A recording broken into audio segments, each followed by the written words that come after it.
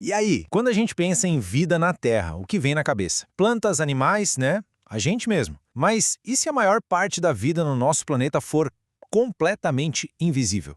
Pois é, bora mergulhar nesse universo que está aqui bem debaixo do nosso nariz, mas que a gente muitas vezes nem percebe.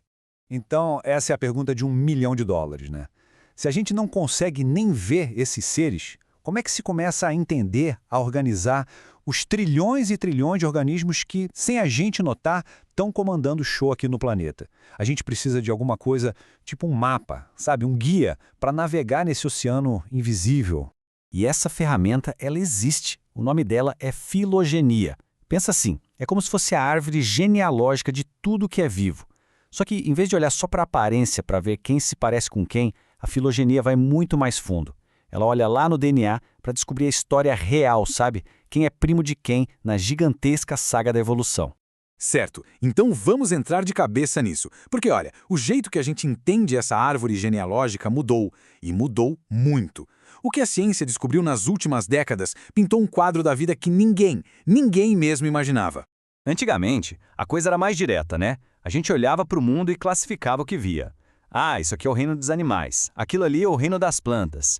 E, para ser justo, fazia todo sentido para o mundo que a gente enxerga a olho nu. O problema é que o mundo microscópico estava guardando um segredo gigantesco. E aí, bum, veio a revolução. Em vez de ficar só na aparência, cientistas como Carl Weiss tiveram uma ideia genial. Vamos comparar o código genético mais básico de todos os seres vivos. Eles pegaram uma molécula específica, o tal do RNA ribossômico, que é tipo um código de barras genético, sabe? Universal para toda forma de vida. E o resultado disso? Um mapa da vida completamente novo. E, nossa, muito mais revelador. E tá aqui o novo mapa. Pode esquecer aquela ideia antiga de reinos. A real é que toda a vida na Terra se encaixa em 3 supergrupos, 3 domínios: bactéria, arqueia e eucária. E agora segura essa. Dos 3, 2 são totalmente microbianos.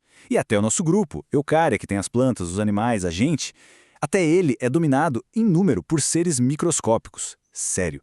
Tudo que a gente vê por aí é só a pontinha, mas a pontinha mesmo do iceberg e da vida. Beleza, então vamos dar um zoom nesses 2 primeiros domínios.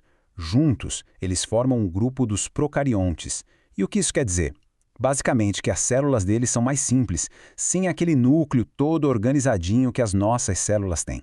E aqui vem uma parte muito interessante. Se a gente botar uma bactéria e uma arqueia lado a lado no microscópio, elas parecem quase idênticas.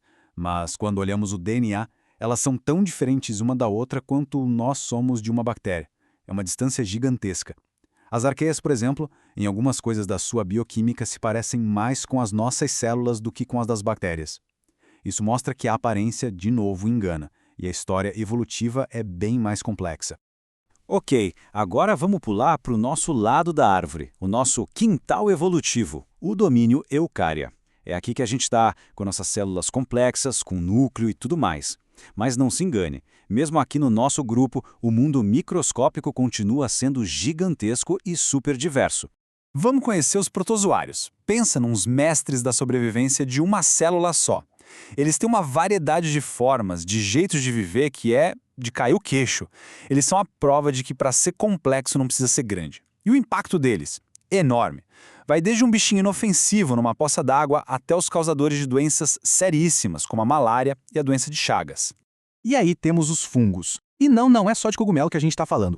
O mundo dos fungos vai desde as leveduras, que fazem a mágica no pão e na cerveja, até os bolores que nos deram a penicilina.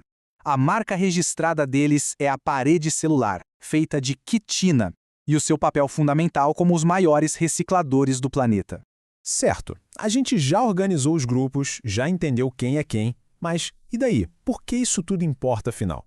Bom, agora a gente vai fazer o contrário. Vamos dar um zoom out para enxergar o tamanho do impacto que esses seres minúsculos têm no nosso planeta e na nossa vida. Para pensar um pouco. Se não existissem os fungos e as bactérias para decompor tudo que morre, o que aconteceria? Simples. Todos os nutrientes do planeta iam ficar presos. Presos em folhas caídas, em animais mortos, nada de novo ia conseguir crescer. Eles são literalmente o motor da reciclagem que faz a vida na Terra continuar girando. Sem eles, o sistema todo para. E não é só na natureza não, eles são tipo operários incansáveis trabalhando pra gente. Sabe a fermentação que nos dá aquele pão fofinho, o queijo, a cerveja? Obra dos micróbios. E os antibióticos que já salvaram incontáveis vidas, adivinha? Descobertos a partir de fungos e bactérias. Eles são verdadeiras biofábricas. E para fechar, vamos trazer essa conversa para bem pertinho da gente, para o nível mais pessoal que existe. A relação super complexa e delicada entre os micróbios e a nossa própria saúde.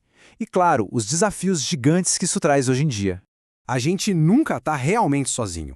Dentro do nosso corpo existe um ecossistema completo, um universo inteiro, a nossa microbiota. E a ciência está só começando a arranhar superfície para entender como essa comunidade de micróbios influencia, basicamente tudo. Da nossa digestão à nossa imunidade e, acredite, até o nosso humor. E só para ter uma ideia do tamanho disso, a gente carrega mais células de micróbios no nosso corpo do que células humanas. Pode processar essa informação. A gente não é só um indivíduo, a gente é um super-organismo. Uma parceria ambulante entre o mundo que a gente vê e esse mundo invisível. Só que essa nossa relação com eles nem sempre é fácil. A gente tem um problemão na mão. O uso exagerado e muitas vezes errado de antibióticos acabou acelerando a evolução natural. A gente, sem querer, ajudou a criar as superbactérias, que são resistentes aos remédios que temos.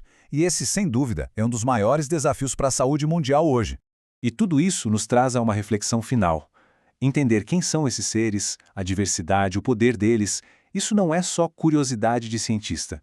É uma questão fundamental para a nossa saúde, para a saúde do planeta, para o nosso futuro. A grande pergunta que fica no ar é, agora que a gente sabe disso tudo, como que a gente pode usar esse conhecimento para conviver de um jeito mais inteligente, mais equilibrado, com essa maioria invisível que no fundo governa o nosso mundo?